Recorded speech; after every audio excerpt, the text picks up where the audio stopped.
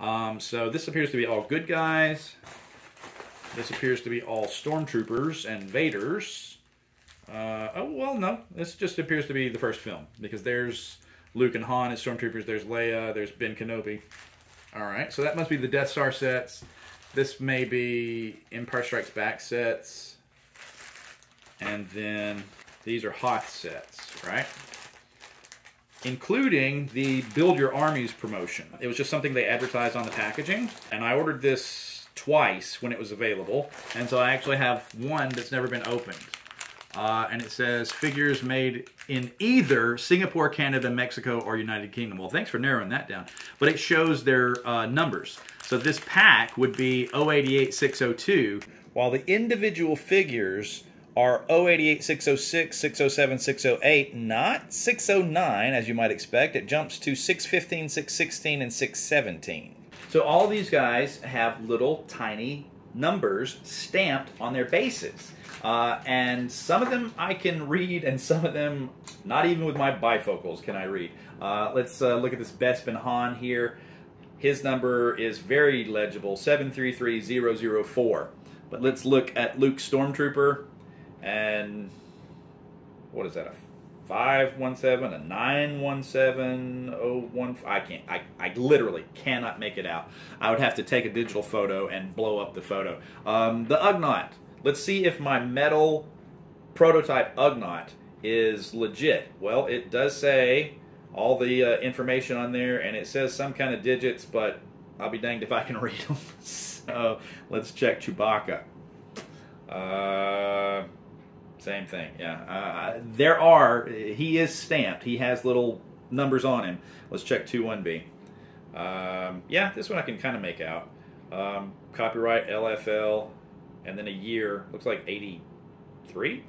And then 1 something something dash 0 something 0, I can't. Again. But it's nice to know that those pieces actually have the stamps on them. That makes me feel a little bit more like they're legit. And 3PO that goes in Chewbacca's backpack, he doesn't have a base. So I don't know where his info would be if he has it. Oh, that does look like an LFL on his like severed thigh there. So we'll say he's legit too. All right. Now, the fact that they have numbers would have been another way that I could have cataloged them instead of manually drawing what they look like or describing them in text, what their poses are. I guess I could have numbered them, you know, put the numbers on my diagram of how they look in the printer's tray, but I'm kind of glad I didn't, because as bad as my vision have gotten, that would not be an easy way for me to see what I've got anymore.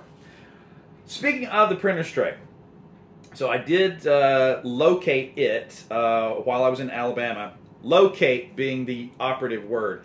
I could see it between like a valley between 3 depths of cardboard boxes full of stuff. And like on the back, I had to shine a flashlight in there to see it. So I'm like, okay, I know where it is now, but it's going to take like, you know, a couple of hours to shift and get to that one item. But I am planning to take the printer's tray photo and everything that all my micro collection figures were displayed in, so that they would be vertical instead of spread out horizontal with all the play sets and everything. That way I could appreciate them and see them all the time.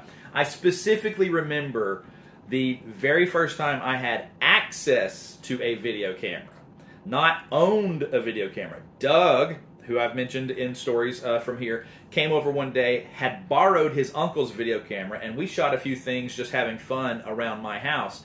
And I remember zooming in on like the Luke on Tauntaun figure in the case, trying to see how good the lens on this camera was. And we did a recreation of a skit we had done in high school. So this is probably 88, 89, somewhere in there, before I actually owned a camera in 92. Because I remember the phone rang and he said the name of a girlfriend that I don't think I dated past 89. So I think we were out of high school and not yet to my 19th birthday. So somewhere in there, a short window of opportunity. But if I think I've found one of those VHS tapes. I just haven't had a chance to convert it yet. So fingers crossed we might see some of that stuff someday. Another item that I found while doing that, though, I kind of had forgotten about. I said in one of the previous videos that the only ones I had duplicates of were the Bespin Control Room and the TIE Fighter, which is not technically true because going through these bags, I have found multiple extra figures unopened. So at some point, I went through and bought figures, spares of figures, and so like here's a whole bag of the ones from one of these Hoth sets. So here they are, not only in individual bags, but they are in their big bag. And so this is figures made in either Singapore, Canada, Mexico, or United Kingdom.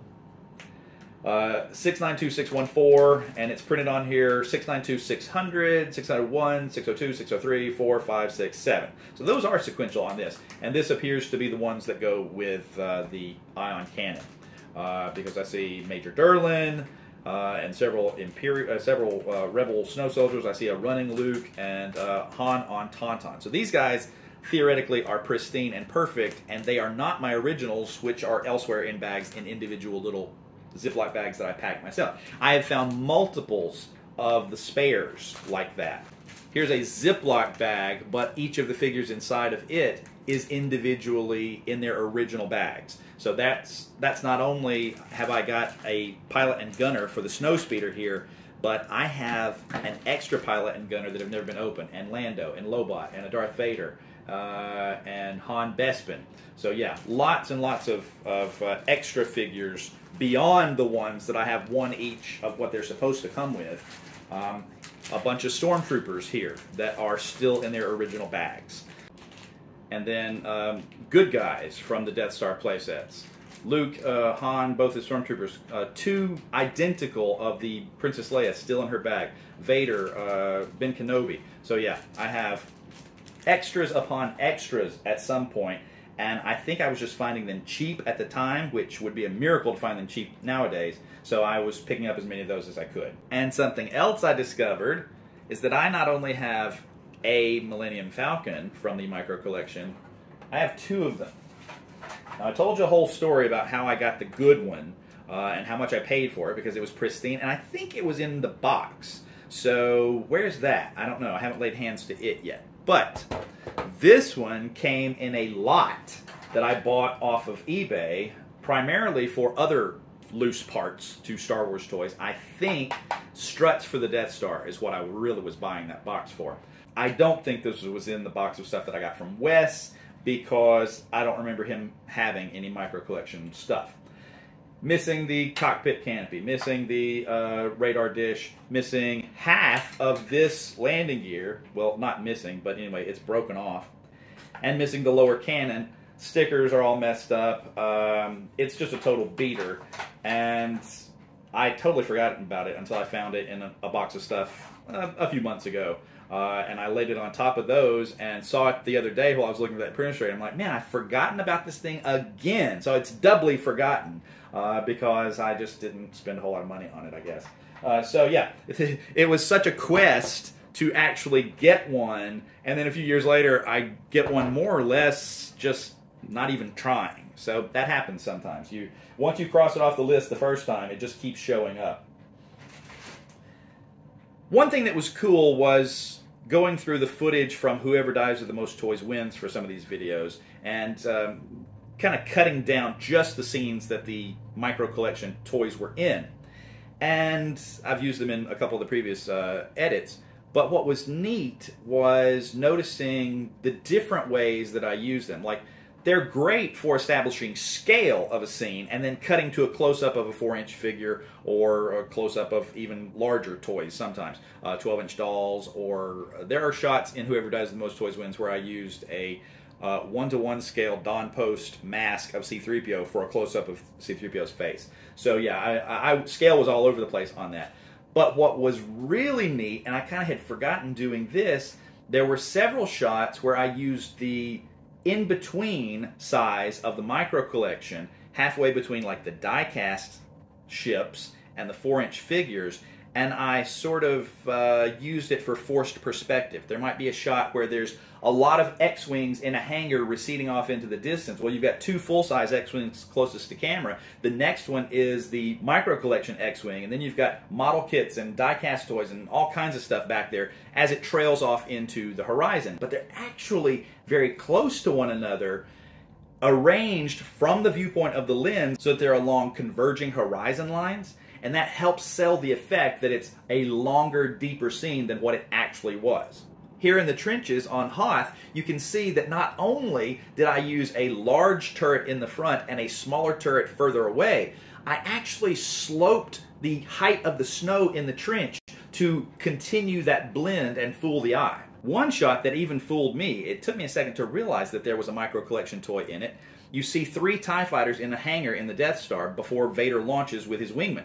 The blue one is actually the Micro Collection toy. The Vader Wing TIE Fighter and the White Wing TIE Fighter are the smaller die-cast toys. So those two were closer to camera, and the blue TIE Fighter was farther from camera. You put them all on the same plane relative to the lens of the camera, and it's really hard to tell that those aren't the same size vehicle, the same distance from the camera. A little bit of trompe-l'oeil, or blow to the eye. And one more thing that I just wanted to mention is this little vinyl paint-by-numbers Luke on Tauntaun kit. Has nothing to do with the Micro Collection, aside from the fact that I also saw it in those clips from Whoever Dies the Most Toys Wins, and it was also a Christmas present that I received in this house. This is not the paint job that it got when I was a kid. I did paint it with the paints that were included. I also painted some of my action figures with those paints, so that was an early foray into customizing as well. But years later, I stripped the original paint of it off, and I painted it with better talents and better acrylic paints, and then I gave it a sealant, which unfortunately has stayed tacky in some places back here. But this was the instructions that taught me about dry brushing, which is a way to accentuate the sculpt of something and really make it pop. And I use that in a lot of my custom action figure projects, especially the fur on a character or something that had a lot of sculpted details. The sculptors on these toys will make fantastic little, minute carvings, and then they get slapped with a single spray of paint. And if you just take a brush and go back over lightly, you can really accentuate those original sculpts better than what a factory paint job can do. So yeah, dry brushing was something that I learned from the directions of this vinyl toy, and I have used many, many times in my life since. So I think I'm at a stopping point for this video too. Stay tuned, there will probably be more. Thank you for watching.